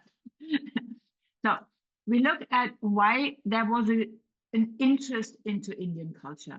And besides the romantic gaze that happened before, and then later the protest movements and the economic disruption of the world, claiming a first world, a second and a third world, we see also a deep disruption of culture in the West through the war times. And a significant incident was the Vietnam War, which suddenly left a void. There were no ideals anymore left in the Western society. There was, for the first time, a recognition of trauma happening in society. And they were trying to find solutions. And basically in Berkeley, California at that time, Timothy Leary, Alan Watts were also experimenting not only with the sayings of Chinese Taoism as a background, but also with Indian culture, meditation, and mindfulness, that they also experimented with psychedelics. So suddenly there was a mix of Indian expansion of consciousness and a shortcut through Western ideas of maybe we just try some LSD and we broaden our consciousness. So that was the first part of corruption. Also, at this time, we find a fine line where it moved from the idea that multicultural is a progressive political thought to just stealing cultural heritage, stealing cultural symbols for the sake of representing multiculturalism.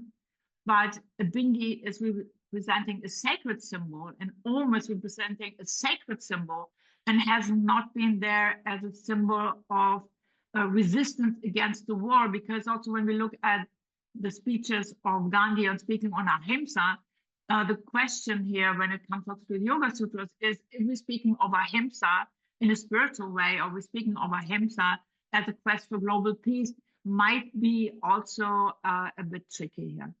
So we see that symbolism then versus culture has represented a deeper sought for truth, for truthfulness, and particularly for personal growth.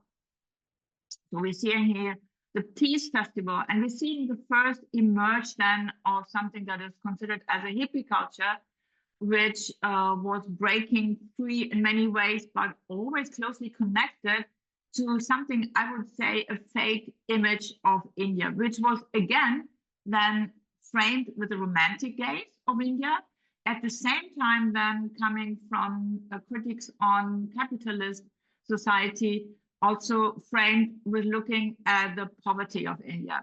But both ways, I feel, are extremes, and they never try to attempt to see the real picture of the current India. So Swami Vivekananda traveled to Chicago in 1890, and there was a little impact. And then we see here the first corruptions as pop culture items I just took some pictures here, and I find this is also a landmark when it comes to cultural appropriation, also with the contribution of certain individuals which have been catering Indian culture to the West, with a massive impact of dilution of yoga and Ayurveda for sales reasons.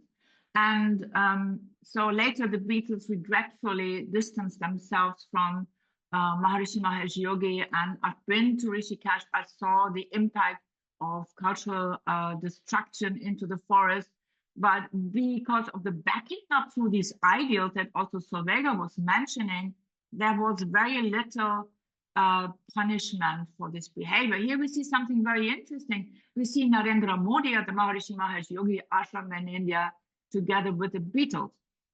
Then, as I mentioned, the use of psychedelics, and something that is also then here seeing as a contribution to delusion of Indian culture, which is definitely the stripping of the deeper meaning of mindfulness, which normally is embedded into a rich framework of procedures, rituals, and heritage. And now it has come in the West to just a superficial way of self-improvement. Again, we move very far away now from Indian philosophy of self-inquiry and of, let's say, the what my previous speaker was saying, the understanding of the depth of Indian philosophy, to something that is matching into the modern consumer society and into utilization. So mindfulness has now become a tool to deal with stress, but not with the cause of stress, which is a misconception of the individual, which we see represented clearly in the kleshas mentioned by Patanjali almost 3,000 years ago. And when it comes to the cultural appropriation, and people say, but I practice yoga because I like India and I got even a new name. And we see mocking Indian culture with bralettes and leggings, taking it again out of context and making it part of the fitness industry. So we're actually losing, for me as a therapist, we are losing the depth of Indian philosophy, psychology, and psychiatry. And if then the West is now coming up and saying, oh my God, this is all superstitious, this is pseudoscientific, as it says on Wikipedia about Ayurveda. It says it's pseudoscientific and it has the value of two fairy tales. Then it is because of us here reframing it, rebranding it, and making it as part of the fitness industry instead of really going into the very depths. So what I also criticize when I work at my certain places, and I see that Ganesha is sitting in the drawing room, and there are beautiful quotes that I have taken, and they are published in my paper as well, to see that these have been embodied goddess, and people have been praying in front of them. And suddenly it becomes a decoration that should give authenticity to the person who bought it and who placed it there. There's also the constant placing of figures of Dhanvantari on the floor, of Buddha sitting on the floor, which is absolutely raw in any respect, and is stripping off, again, Indian culture from its depth. And what I mean with the danger here is really that when we then look into Ayurveda and we look into yoga, and suddenly we see it reduced to symbols, figurines, and Om on yoga mat, we lose the, for instance, for Ayurveda, we lose the significant healing powers, which is still unhidden, when we try to make it palatable and when we try to make it comfortable to the Western consumer, by reducing it to a Vata tea, to a Kapha tea, to a dosha detox retreat.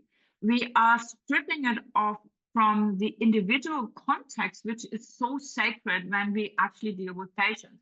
We strip it off from all the surrounding, which is essential to understand when it comes to Shankya philosophy, that we are embedded in an intrinsically interwoven a universe of working forces. And suddenly it becomes something, oh, I'm Vata dosha. What can I do now? I think I should travel more. So, you know, the ideas that are simplified will, in the later, will just lose the magnificent and the vast knowledge that has been transmitted. And what we see now actually in my country is so concerning for me, that people start basically saying we have modernized yoga, we have modernized Ayurveda and give it a trademark. And so they are not standing in the context of an authentic Indian university or Gurukula anymore, but they are taking things, and often even from Western science, Western natural science, and trying to repack it and make it sellable. And I'm devastated when I see this. And so when we look into cultural appropriation, then we have to see that we have these two ends.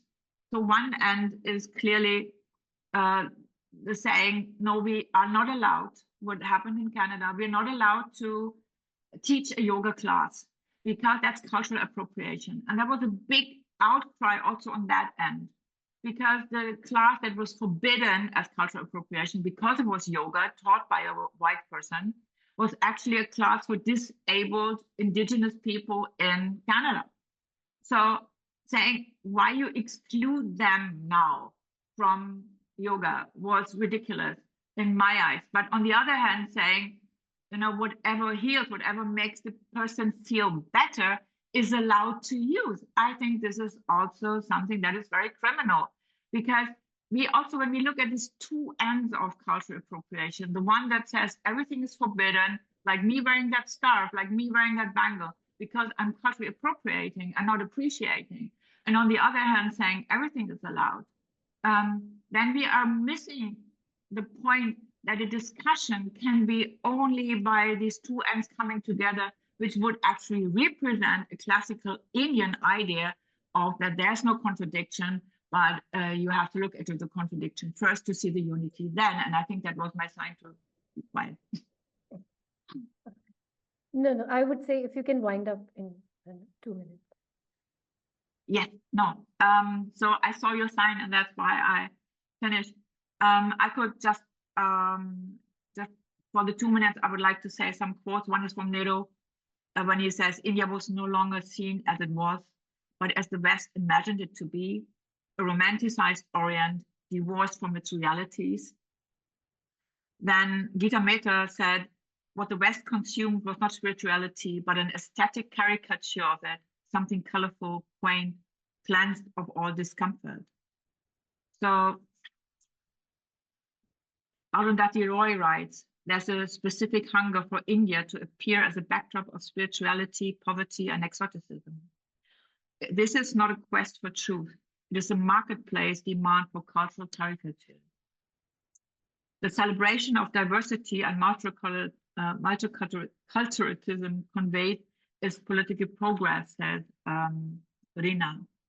When yoga became a worldwide craze, they stripped it of its rebellion. What was once a tool for liberation became a luxury for the privileged. So that's the last sentence then, looking into appropriation into a quest of power and privilege is very, very important to understand it. And it's different to other appropriation when it comes to India. But I think I'm grateful that I was able to start my studies early and see the changes, but also on this conference, finding so many scholars here that are just amazing to continue the path of deeper knowledge and truthfulness, and sharing this with the audience for a better understanding and for preservation. And so I'm very grateful and thankful as ever. Yeah, thank you very much. Thank you, Manuela, for that detailed, though we have, the chair is always the evil person in a conference who's always knocking at everybody's door. Please apologize for that. But now I welcome Professor Jacobsen, not A. Jacobsen. He's in the study of religions at the University of Bergen, Norway. His main fields of research include Samkhya and Yoga history, theory and practice, Hindu sacred geography and pilgrimage, translation Hinduism, transnational Hinduism, and religion and public space in South Asia and the diasporas. He is the author of several monographs, which include Prakriti in Samkhya, Kapila, founder of Samkhya and Avatar of Vishnu, pilgrimage in the Hindu tradition, yoga in modern Hinduism, and forthcoming is also the Hinduism in the world. And he's also an acclaimed editor of a number of other books, including Handbook of Hinduism in Europe and the Routledge Handbook of Contemporary India. He is the founding editor-in-chief of the 7 volumes of Brill's Encyclopedia of Hinduism. And we are honored here to have you, Professor Nat Jacobsen. Professor Nat Jacobsen, I hope I'm correct in pronunciation, with us, and I invite you to please present your thoughts on diversity of Samkhya traditions, the presence and future of Samkhya. So thank you. Let me see here.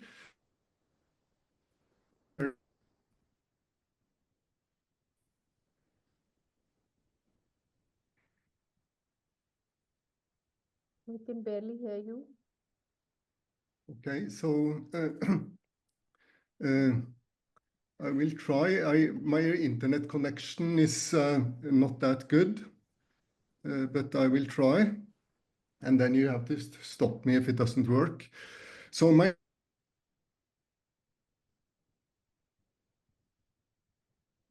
religious thought, Samkhya. Your connections are not very good. I think they're breaking.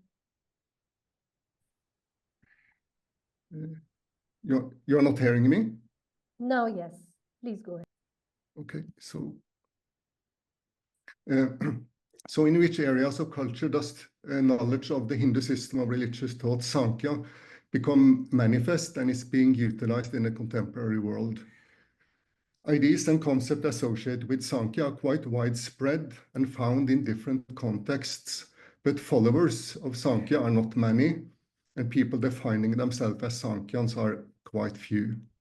Here I want to highlight some areas of Samkhya presence in the contemporary world, but I do, of course, not aim in any way to be comprehensive. In fact, my aim is only to illustrate the presence with 1 or 2 examples. So among the philosophical systems, especially Vedanta, Advaita Vedanta had a significant influence on the reworkings of Hindu intellectual and philosophical traditions in modern India, and also on the reception of the Hindu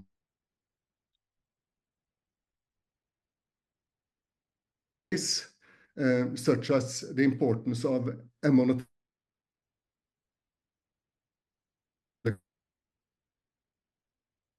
of Christian missionaries.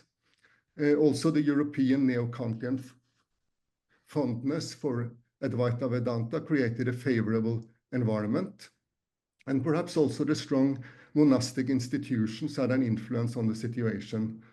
Also some influential individuals, such as the famous Vivekananda, of course. And Indian nationalism and the perceived need for national unity also worked well with Advaita Vedanta's idea of monism, which plays down differences. Samkhya was no doubt overshadowed by Vedanta. But this overshadowing had happened already more than 1,000 years earlier, after Shankara, who, although he borrowed much from Samkhya, nevertheless defined Samkhya as his main opponent in his commentary on the Brahma Sutra, because of its teaching of Sankhya's teaching of the independence of Prakriti and the plurality of Purushas. Samkhya, as a tradition of sannyasis or yogis, was probably always quite small, so it's not impossible that it disappeared and was revived several times. that there are no archaeological remains of any Sankhya monastic institutions in ancient or medieval India, in contrast to the extremely rich archaeological remains, especially of Buddhist monastic traditions, but also of the Jain tradition, is an argument to support this. There is, for instance, not a single ancient statue of the figure of Kapil Muni. Sankhya is a dualist philosophy that distinguishes between consciousness and matter as ultimate principles, and they consider Purushas to be many and Prakriti to be one. Thus, the whole material creation comes from a single source understood in a parinama relationship, that is, the material effects are pre-existing in the material cause, and the cause is ultimately real.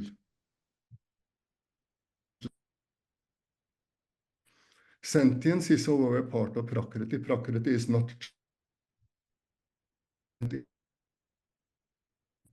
Sattva is an inherent part of Prakriti, and as is Rajas, which is activity.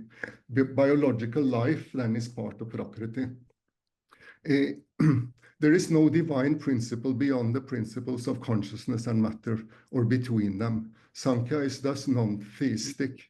Divinities are part of the world and are products of Prakriti and Purusha, as are all other living beings, and are not ultimate. This independence of Prakriti was criticized by the Vedanta system because of the dualist position it implied. For Sankhya, however, the independence of Prakriti and the plurality of Purusha are fundamental. That Prakriti is one means that there is some stability in the world of object. It means that the material world is common to all. That there are multiple Purushas means that when one Purusha realizes liberation from rebirth, the Prakriti world does not end for everyone else, which according to Sankhya would be the case if everyone shared the same self. Sankhya favors the cultivation of witness consciousness to attain separation from Prakriti. The Sankhya systems of religious thought promote withdrawal and non-attachment, and the cultivation of knowledge of difference, separateness, and disunion. However, Sankhya ideas was in history not limited to the Sankhya Karika and possible Sankhya monastic institutions or sannyasin followers. Sankhya concepts and ideas have a much wider historical presence and influence than just the Sankhya Karika of Ishvara Krishna and the Sankhya text of later revivals. The Patanjali Yoga Shastra, that is the Yoga Sutra and its auto-commentary often called Vyasa Bhasha, also represent the Sankhya philosophy. The text's original name was probably Sankhya Pravachana, an exposition of Sankhya.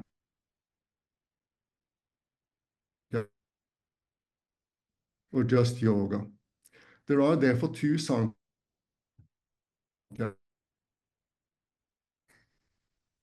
The Patanjala Sankhya of the Patanjali Yoga Shastra is often in modern Hinduism and in the global world of yoga mistakenly promoted as teaching some sort of monism, with yoga claimed to mean union, most often union with Atman and Brahman.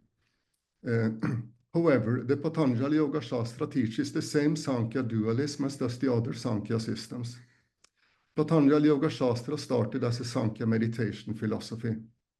They differ in methods presented to attain the goal of separation of Purusha Prakriti, but they do not differ in their goal or metaphysics. Sankhya Karika favors Tattvabhyasa, meditation on the truth, or perhaps meditation on the Tattvas, and Adhyavasaya, selective discerning, as the methods to attain the salvific goal. While Patanjali Yoga Shastra favors Samadhi, concentration, and the text contains instructions also for many preliminary practices. The teaching of Sankhya and Patanjali Sankhya is that of the salvific goal, Kaivalya, which means separation of Purusha from Prakriti, as well as isolation from other Purushas. The goal of yoga, according to Patanjali Yoga Shastra, is similar to the Sankhya Darshana. Purusha is contentless consciousness and a witness only, sakshin. And according to the Patanjali Yoga Shastra, and similar to Sankhya, in Kaivalya, the Purusha does not merge with anything. Yoga Sutra is now the most translated Hindu text. Yoga Sutra is now the most translated Hindu text globally, after the Bhagavad Gita. There has the last decades been an enormous interest in yoga globally. The United Nations has since 2014 celebrated International Day of Yoga. But this is modern yoga with emphasis on health. Oops. Sir, I will have to request you to please wind up. I'm sorry for this, but we have to end by 3 so that we can have 10 minutes for questions. Okay. So this part of my paper then discusses I argue then that some yoga practitioners who wants to move to more authentic traditions of yoga, they encounter academic knowledge traditions about yoga, which often contrast to the knowledge of yoga of their own teachers or traditions. And some understand that the Patanjali Yoga Shastra is actually a Sankhya text. Thus, they seek towards a better understanding of Sankhya philosophy. And since much of the global yoga is asana yoga or body yoga, while Patanjali Yoga Shastra teaches mental yoga, there is obviously a cognitive dissonance, which also the previous speaker spoke about, in this that needs to be solved. Body or asana yoga be aligned with Patanjali Yoga Shastra. And I think that more followers of yoga probably will want to understand the Sankhya environment of the text.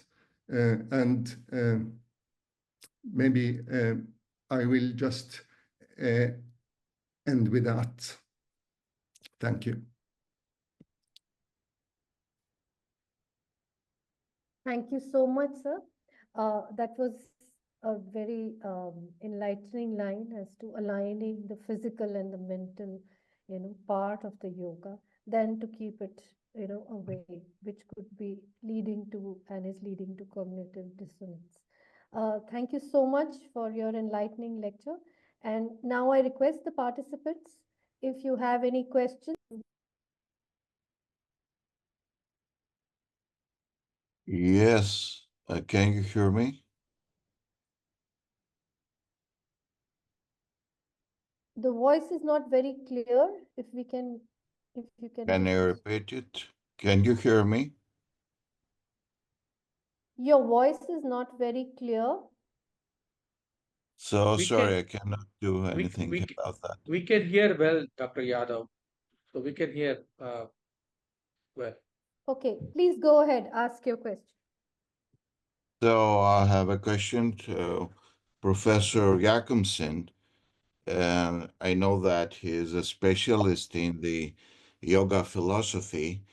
And the question is that years ago I met Ramsankar Bhattacharya, who was an exponent of Sankhya philosophy.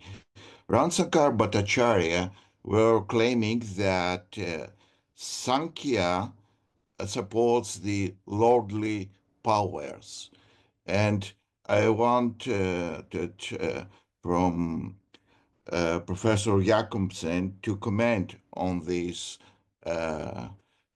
could say, to comment this concept of Ramsankara Bhattacharya. Yes, I knew Ramsankara Bhattacharya quite well, and he did believe that. But I think the question has to be asked: what does that mean? And I think from the Sankhya, logically, that if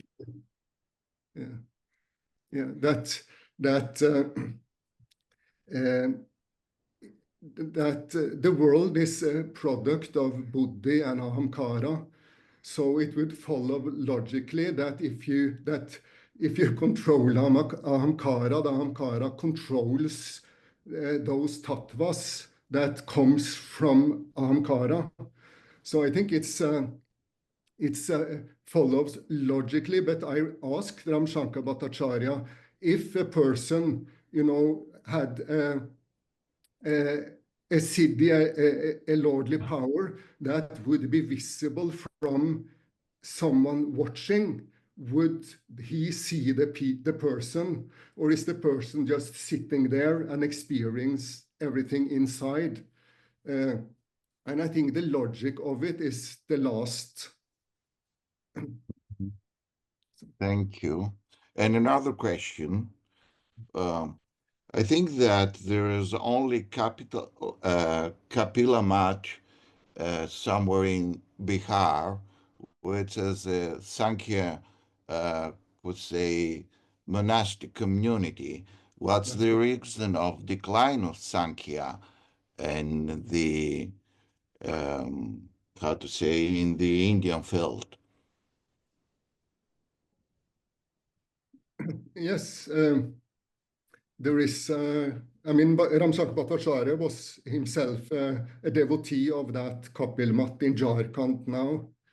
So there is that revival that was from the 1890s, Bahari Arananda Aranya, and then Dharma Megha Aranya.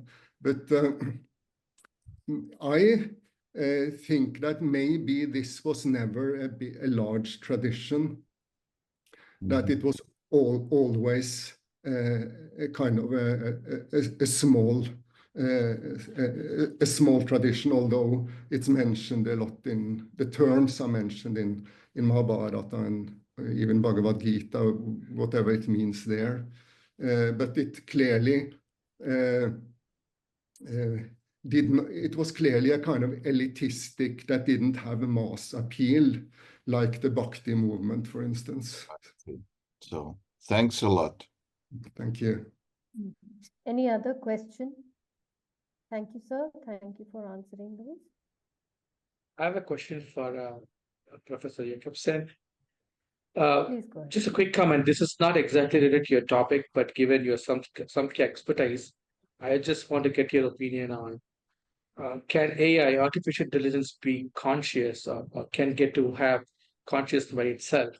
How do you answer that from a Samkhya perspective? How would you answer that from a Samkhya perspective? So yeah, I don't know, but so yeah, that's something that Sankhya didn't predict, I guess. But yeah, how to deal with it. But yeah, I mean, I haven't really thought that out and what is meant by consciousness here. Consciousness and sentience is not really those, I mean, these concepts are not that clear always in contemporary philosophy also. So I'm a little bit unsure what that will mean with artificial intelligence. And certainly this would be something that because in a way that would be just a product of matter. So I guess Charvakas would be maybe more, you know, say, yes, that's how it is. Consciousness can be created from, it's kind of a results from matter.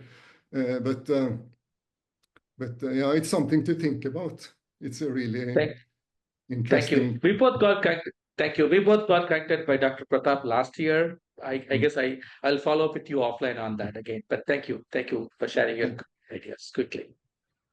Any other question? Anybody? There was one comment on the chat by Chandra. Yeah. Okay. Maybe if you want, you can very quickly, in an answer. I'll quickly answer that. Probably we won't have enough time, but I'll quickly answer that. The key thing about, because psychological versus physical, the intention in dividing that is more. So traditions like Sankhya, Yoga, they are all more. They think the karma accumulation, but there's an agency, like you do certain acts, and you get the cause and effect act is there. But China or Mimamsa, it is more psychological in the sense that it's not being tracked physically, but it's the idea behind it, right? Your actions incur karma. Like China, particularly, for example, considers karma to be a substance, all-pervading substance that get attached to the soul based on the actions that the soul entangled in the body performs. So the division between physical and psychological comes in the aspect that are there physical actions that are resulting in actions that is physical, or it's more of a psychological or a mental model that sees karma getting accumulated. That's kind of the half of physical in the left half and psychological in the right half. Automatic and intentional is more about, is there anything that the agent, is there intentionality? Does it matter? Like, for example, if you look at the intentionality comes into picture when you think about karma, nishkarma, nishkamya karma, and all those things, right? If you set the intention without any attachment, so that you can overcome karma accumulation, right? That's what the ideas of Advaita would say. Sorry, I'll quickly summarize that, but maybe I'm happy to answer that in a follow-up question. Happy to share my email here so that I can answer that in more detail. Thank you so much. Thank you. We'll be happy to have your email so that the participants can benefit. So it has been an enlightening session. These are heavy sessions where, we need time. So it feels very criminal to say 20 minutes, 15 minutes. But I'm very, very thankful to all my speakers, starting from my first speaker, Dr. Solveiga. It was a wonderful journey, historical journey that she took us through in this, theoretical aspects of the religious landscape in modern Latvia and the journey of Indian spirituality over there, the influence of Indian spiritual ideas in her country. Beyond that, the second speaker, I think Sriram Subramanian, you tried to create the most, what do you say, the most simplified version of it's very difficult to summarize, but it was a very clear expression of what you really thought about the ideas of consciousness and the manifestations of other elements within it. It is difficult, but actually, I should compliment you to be able to do it across Advait and the entire elements of Indian philosophy. Then we also had our next speaker as Manuela and Dr. Boris, I would not miss. I think it's with, sir, I would only want to say that, with you, the way you highlighted the aspects of, Pratibhā in your whole lecture with simplified words, and also to be able to make the scholars who are interested in this field to be able to understand actually what are, deep-seated ideas in Indian philosophy related to, Pratibhā, whether it is its connection to words and consciousness and the relevance of the choice of awareness, even to that matter, the complex ideas of perceptions and how it can, how Abhinavagupta's texts of reflective awareness, the ideas of which are very, very complicated, were brought in front of everybody. And I think people will get into in touch with you to be able to understand it better. But that was such a wonderfully and simply put lecture. There was only part of it. It was only a small part of it. Yes, sir. That is I'm saying that, sometimes it feels criminal to say that, please end it now because we can go on and on, but we shall all be in touch, I'm sure. Then I would also want to congratulate and thank Manuela Heider for having provided a very interesting and relevant contemporary, problems related to yoga and cultural appropriation, especially how these cultural aspects of Indian philosophy have been reduced to products, or have been pertaining to or been manipulated by the markets, given the examples that you gave from Ayurveda and Yoga. Thank you so much. I'm sure we will all explore these in our own areas of expertise. And last but not the least, I will also thank Dr. Jacobson, who actually, sir, we will never have more of you, it was so less that I can't even say a few lines about it. But yes, through the question answers and also the way you quickly addressed all of us, It is wonderful to have your thoughts on the Sankhya and Yoga philosophy and the problems. I hope we all carry this in future and we all will be in touch. Please share your email IDs in the chat box. And I think Subramanian has to say something. Yeah, quick question. Dr. Yadav, like, what is the how are you thinking about publishing these papers? Are you going to have a journal out, or what are the? I think what's the modality? organizers will get in touch with you about this, and I shall convey this, and we shall let you know through the email. And Thank you. kindly keep in touch, and you all are, so that we can have you more with us, with all across JNU and across the world, across the country. Thank you so much, all. Thank you for participating. Thank you for sharing this. Thank you for a wonderful audience. Thank you all. Namaste. Thank you. Thank you. Namaste. Ma'am, let's have a group photo. Oh, how do we have group Kindly photos? open your camera, everyone. Thank you. I will Photoshop in Sreedharji on this. Okay. Thank you. He couldn't join because of my grade. Pranav ji, we don't see your picture. Your camera. Yeah. Pranav, your screen is black.